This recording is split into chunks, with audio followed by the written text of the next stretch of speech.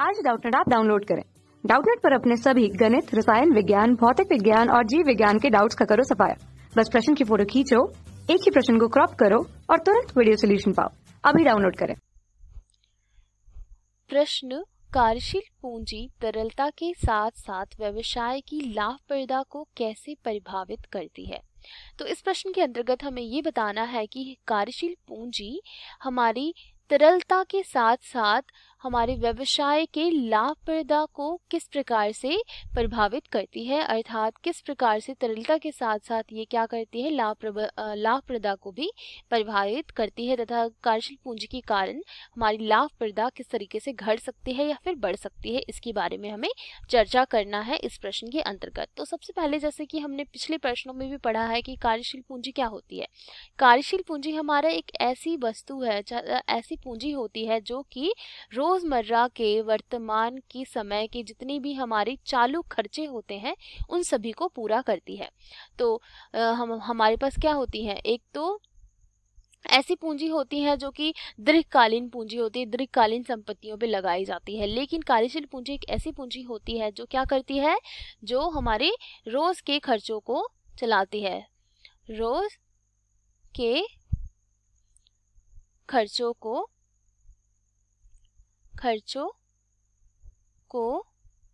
पूरा करती है। अर्थात व्यवसाय में जितने भी रोजमर्रा के संचालन में जितने भी खर्चे होते हैं वो किसके द्वारा पूरे किए जाते हैं, कार्यशील पूंजी के द्वारा किए जाते हैं। अगर हम बात करें कि ये हमारी तरलता को किस प्रकार से प्रभावित करती है और लाभप्रदता को किस प्रकार से प्रभावित करती है, तो ये भी हम जान लेते हैं। तरलता का क्या अर्थ होता है? तरलता का अर्थ होता है कि अगर हम जितना ज़्यादा खर्च करेंगे रोज़मर्रा की चीज़ों में, अर्थात उतना ही हमारा रोज़मर्रा में क्या क्या होगा, बिक्री उतना ही हमारा रोज़मर्रा का होगा, अर्थात रोज़मर्रा की हमारी तरलता बढ़ती जाएगी। तो हम लिख सकते हैं कि कार्यशील पूंजी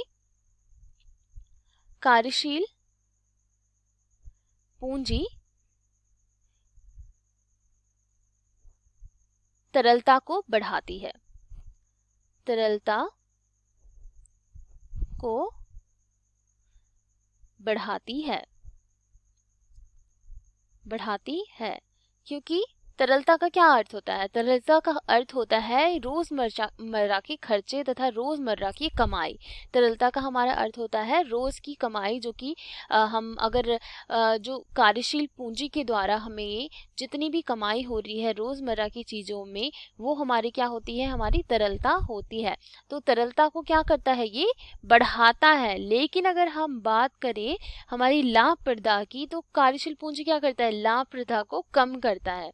हाँ जी, लाभप्रदता को कार्यशील पूंजी कम करता है। वो कैसे करता है?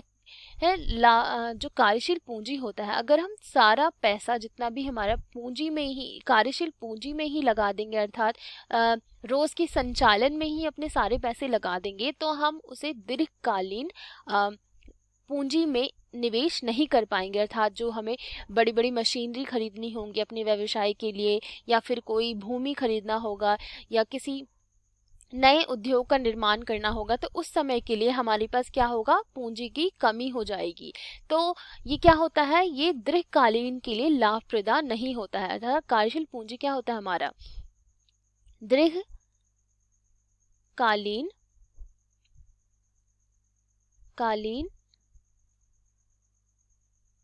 के लिए लाभप्रद नहीं होता है, प्रदता नहीं होता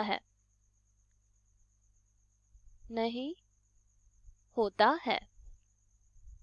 और इसका मैंने आपको कारण भी बताया कि ये क्या करता है, ये हमारे दीर्घकालीन के जितने भी हमारे खर्चे होते हैं, दीर्घकालीन के हमारे निवेश होते हैं, दीर्घकालीन की पूंजी होती है, उन सभी को ये करने में मददगार नहीं होता है। तथा उसके द्वारा हम क्या करेंगे, ज़्यादा से ज़्यादा वस्तुओं का निर्माण नहीं कर पाएंगे, हम ज़्यादा से ज़्यादा वस्तुओं को आगे भविष्य में निर्माण नहीं कर पाएंगे। अर्थात जितने भी हमारे रोजमर्रा की संचालन में ही हमारे सारे तरलता के रूप में खर्चे हो जाएंगे और हमारी क्या होगी, तरलता में वृद्धि होगी, लेकिन भविष्य में जितने भी हम लाभ, अपने व्यवसाय को लाभ के नजरिए से देखते हैं, तो वो हमारा नहीं हो पाएगा।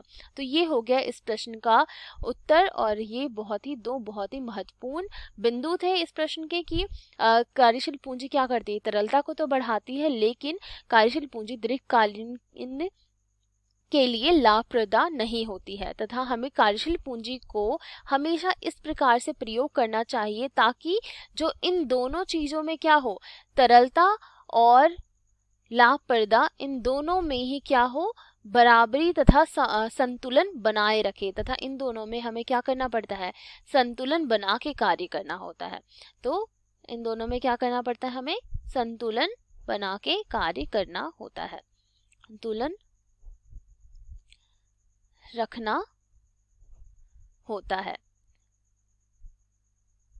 है कि ना ही हमारी तरलता ज्यादा बढ़े और ना ही हमारी लाभप्रदता ज्यादा घटे। तो हमें कार्यशील पूंजी का इस प्रकार से प्रयोग करना होता है ताकि हमारा संतुलन बना रहे। तो हम लिख सकते हैं कि हम कार्यशील पूंजी को इस प्रकार से प्रयोग करें ताकि संतुलन बनाया रखा जा सके। तो ये हो गया इस प्रश्न का उत्तर। कक्षा 6 से 12वीं से लेकर नीट, IIT, JEE वो एडवांस के लेवल तक 1 करोड़ से ज्यादा छात्रों का भरोसा। आज ही डाउनलोड करें डाउटनेट ऐप या व्हाट्सएप करें अपने सारे डाउट्स 8400 400 400 पर।